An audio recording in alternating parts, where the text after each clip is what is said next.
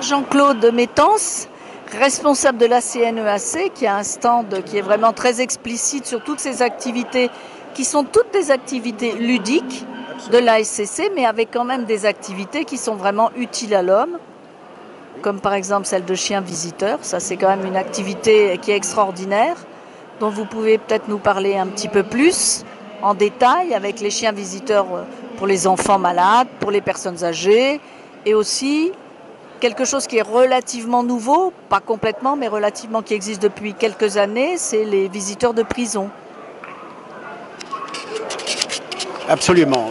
La Commission nationale d'éducation et d'activités cynophiles de la Société centrale canine regroupe un certain nombre d'activités ludiques non sélectives de race, telles que l'agility, le flyball, le frisbee, le canicross, le cani-VTT, le cani-marche, le dog dancing obérythmé, ce qu'on appelait l'obérythmé dans le temps, les chiens d'attelage. Je vais essayer de ne pas en oublier. Notre activité est contenue également dans la terminologie de la CNEAC, c'est l'éducation canine et l'école du chiot. Ce sont des actions prioritaires que nous devons apporter à nos éleveurs, à nos propriétaires de chiens pour la bonne socialisation des chiens et pour la bonne intégration dans la vie civile de nos chiens. Nous avons, comme Anne-Marie vient de le signaler également, une activité très importante puisque nous avons un peu plus d'1 millier de chiens visiteurs sur l'ensemble de la France. Les chiens visiteurs, c'est une discipline assez ancienne pour la CNEAC puisqu'elle remonte maintenant à une dizaine d'années.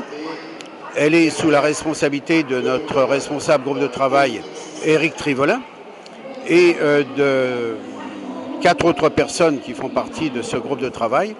Leur mission, c'est d'aller dans les EHPAD, dans les maisons de retraite, dans les hôpitaux et même effectivement dans les prisons, puisque il y a déjà fort longtemps, nous avions une personne qui visitait les prisons avec les chiens visiteurs et qui avait été surprise de voir un détenu condamné pour crime de sang.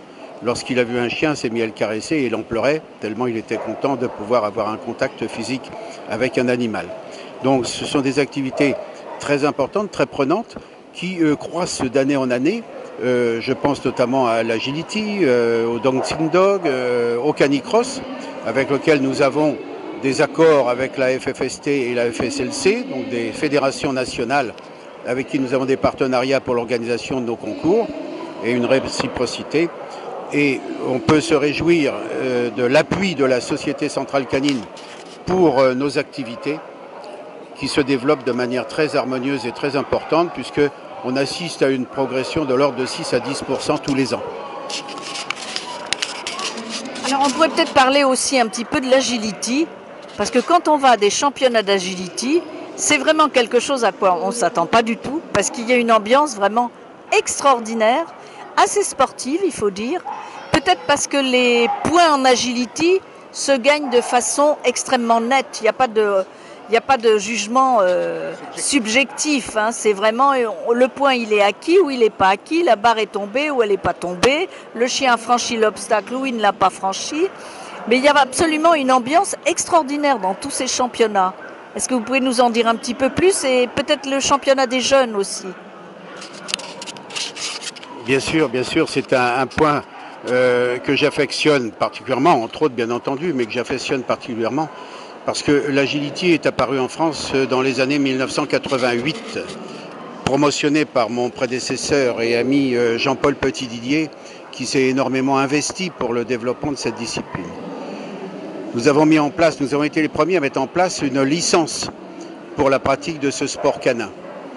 Et c'était véritablement un engouement, la découverte de ce sport et l'ambiance que l'on a découvert pour cette discipline, qui a été la discipline majeure et qui l'est toujours d'ailleurs, qui est la discipline majeure depuis plusieurs années, depuis l'origine de la création de l'agility en France, et qui attire beaucoup de monde. Alors nous avons 2 championnat de France jeunes conducteurs et championnat de France senior. Là, ce sont 2 disciplines où ne sont autorisés que des chiens inscrits à un livre d'origine. Ensuite, nous avons Grand Prix de France, nous avons trophée par équipe, où il y a effectivement défilé des régions, une ambiance extraordinaire. Chaque région de France apporte sa pierre à l'édifice de la connaissance de la région. Que ce soit le Nord, que ce soit l'Auvergne, que ce soit la région Midi-Côte d'Azur ou la région Bretagne, chaque agilitiste fait l'effort de représenter sa région avec les tenues locales. Ce qui apporte disons une convivialité exceptionnelle et une ambiance extraordinaire. Merci beaucoup. Je crois qu'on a beaucoup appris sur toutes ces activités. Il n'y a pas seulement l'agility, il y a aussi le frisbee qui est un jeu avec son chien. Il y a aussi le flyball. Alors là, en France, c'est pas très populaire encore, mais en Angleterre, c'est un sport qui déclenche vraiment l'enthousiasme des spectateurs.